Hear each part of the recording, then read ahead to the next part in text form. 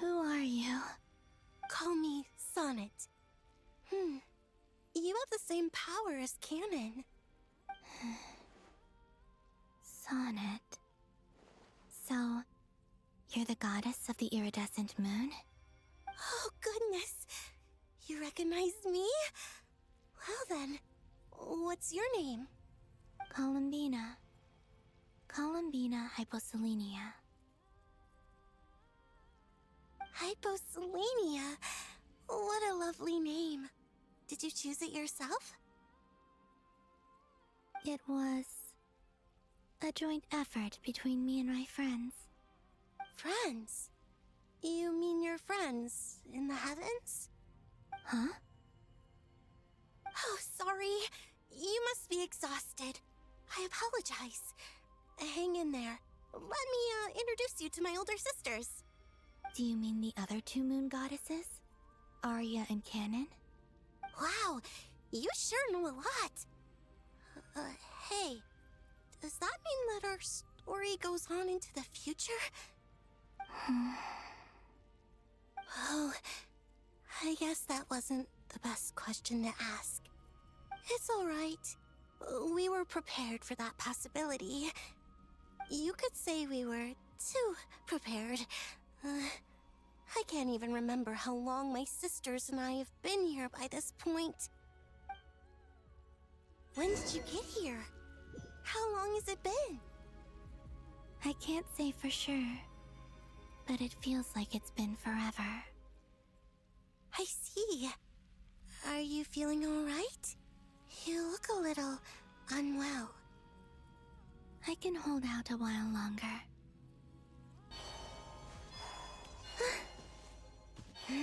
We don't have far to go. The place where my sisters and I are based is just up ahead. Don't worry, they're both really nice.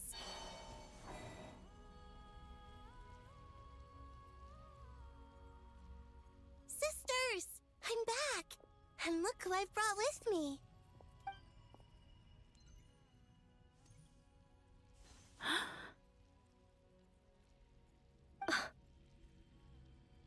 It's our lovely little sister, born in the far future. The pleasure is all mine.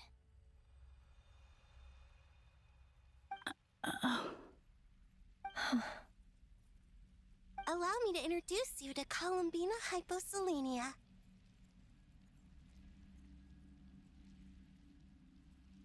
This is Arya, the goddess of the eternal moon. And this is Canon, goddess of the frost moon. Canon, don't you think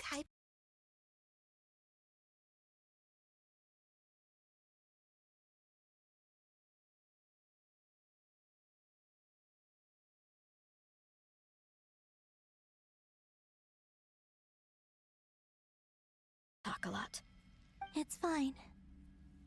You seem shy. Don't worry, Colombina hyposelenia. No one can hurt you here. Could you tell me where here is? Please. I must know.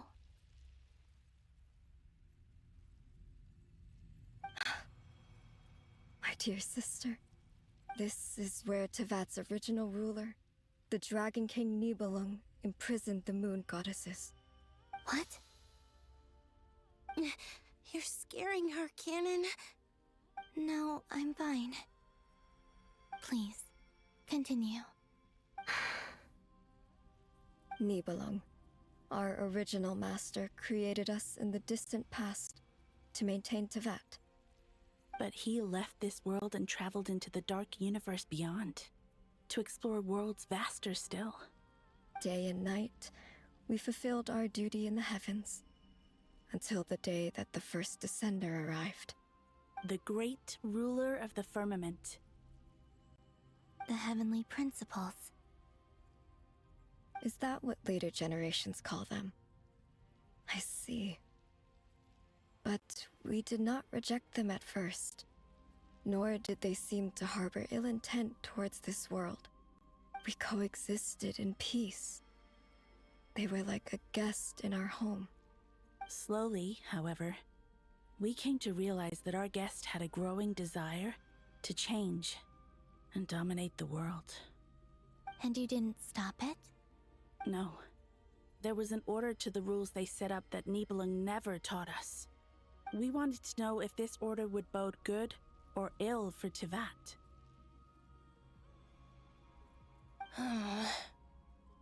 All right. Canon and I wanted to know. Sonnet was against it from the outset.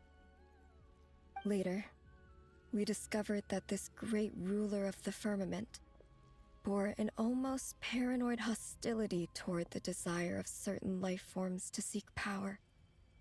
Or perhaps they feared them. They would even cast down celestial nails as manifestations of their power, to punish the civilizations of the world below. Only this was far beyond mere punishment. Right. Their rules brought order, but the price people paid for merely testing the limits of those rules was far too great.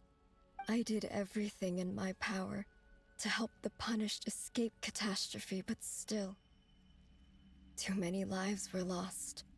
The ancestors of the Frost Moon Scions were some of the ones you helped. But just when we had decided to take countermeasures, the Dragon King, Nibelung, returned. And so began the War of Funerary Flame. So, that's the name the world gave that war in the future. Well, who won in the end? As far as I know, the Heavenly Principles won, although it came at a great cost. They remained in Teyvat, where they could. And the world's original master, the Dragon King Nibelung, was destroyed. And what of the moons? Are there still 3 moons in Teyvat's skies? You can tell us the truth, Colombina. We know we are but remnants of a bygone age. We are prepared for the end. Only the Frost Moon remains. But it has been cast beyond the false firmament by the Heavenly Principles. The eternal and iridescent moons were both shattered during the war. So death finally came for us in the end. Sonnet. But you're still here, aren't you? A moon goddess cannot live without her moon, Colombina. She's right. That's why I began to disappear. Because the Frost Moon is cut off by the false sky.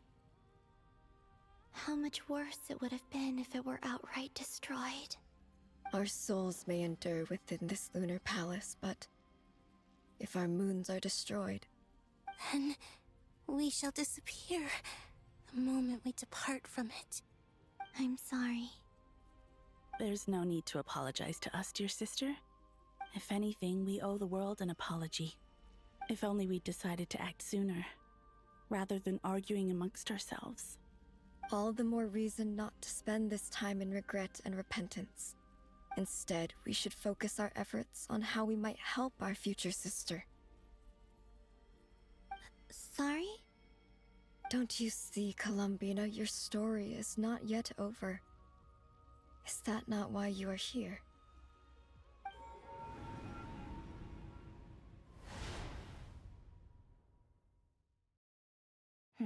It's done. Initiate numerological array. Continue running primary process. Calculate the world's fate through extrapolation. And identify nodes of potential change. Secondary process, scan for moons. Still 4. The number of moon marrows hasn't changed. Wait, let me think. Is it possible that there's something I've been misunderstanding about the moons all along? Variables. Variables in the world. I know where potential variables within the world come from. So what about the moons? Are there any variables there? Like their life or death, for instance. What if being alive or dead makes no difference to a moon? But that's so strange. Even immortal gods can die. Why would the moons alone be... Wait! Wait! I've got it! I've got it! If alive or dead is considered a variable, we might have had this wrong the whole time. No one ever said that a moon marrow equals a living moon. We just made that assumption ourselves. Initiate secondary process. Scan again. This time filtering out interfering perimeter, moon marrow. I don't care if they're natural or artificial. Get them out of my search results! Why? It says 3 moons still exist in Teyvat, even after excluding the moon marrows. But we know for a fact that 2 of them are dead. Redo the scan. Narrow the results to living moons and real moons. No, scrap that. Narrow it down to moons that have lunar authority and remain alive. Why? Why is it still 3? What is this, Colombina? Has the world lied to us? Or are you the one pulling the wool over our eyes?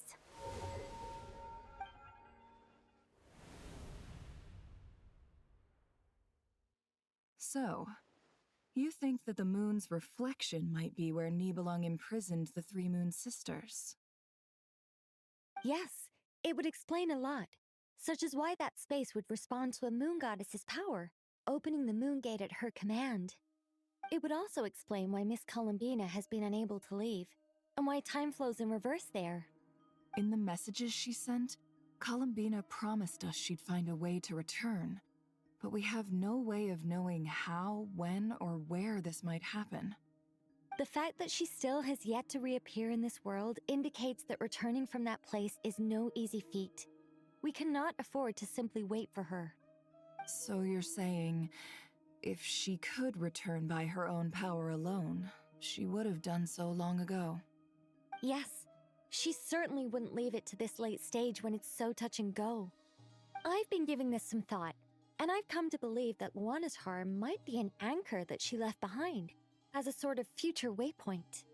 This could also explain why Luanatar is always by the traveler's side. Sounds like a plausible theory. If that's the case, there must be some criteria we need to fulfill to allow Colombina to return to the present. The question is, what could they be?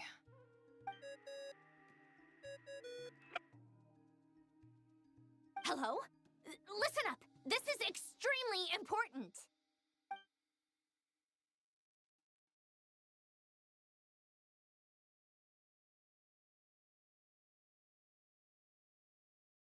Not only is Colombina alive, but she may well exist in a form unimaginable to us. I'm still unclear on the details, but she's done something truly inconceivable in the past.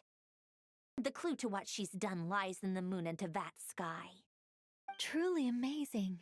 Oh, I'm so delighted. I'm sure we all feel the same. And I'm sure Colombina is ready to get back here and fight by our side. I'll keep my calculations going and try to find some way of coordinating with her. But that's not an excuse for everyone else to slack off, okay? All of you had better keep trying to think of solutions. How can the dead moon still live? And Luanatar...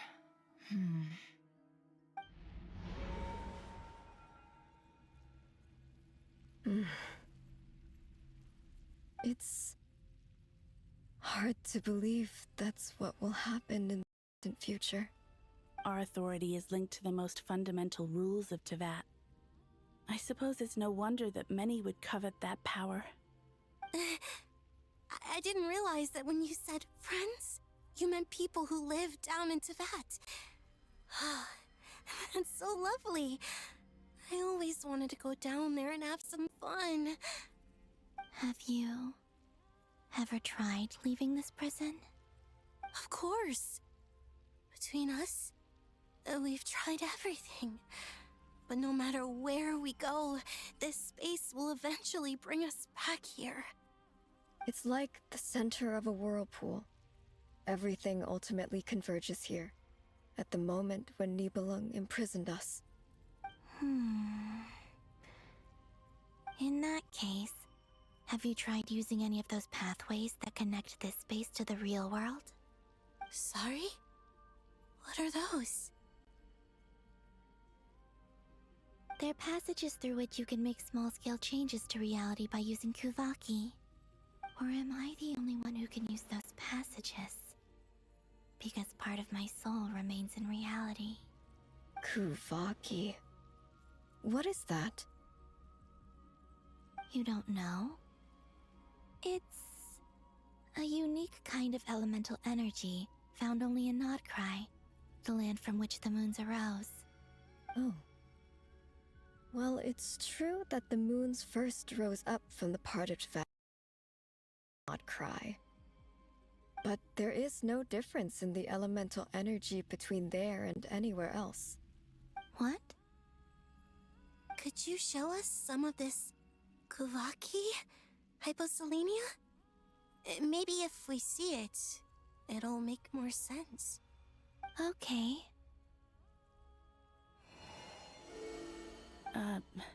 Isn't that just your power? What? But it's everywhere in Nodcry. In the air, in the land. Even the creatures who live there have adapted to its influence. How curious. This Kuvaki certainly did not exist anywhere in the world before we were imprisoned. Let alone influence living creatures. So, how exactly does it affect them anyway? Can they float in the air like us? This is so strange. Why would their reality differ so much from mine? Colombina, you're looking for more than just a way out of here, aren't you? Yes. If I am to help my friends, I will need tri-lunar authority on par with that of our foe. You mean... you'll need our power? This sounds extremely risky. The Three Moons' powers are not mutually compatible. Concentrating them into one goddess will be a very painful process. And if anything goes wrong, it could tear you to pieces. I know. But I'm willing to take that risk. Even so, let's say we successfully transfer our authority to you. How will you take it outside this prison? Niblin constructed this realm specifically to prevent us from using our powers to interfere in his war. No moon goddess can leave this place alive. What if I don't leave alive?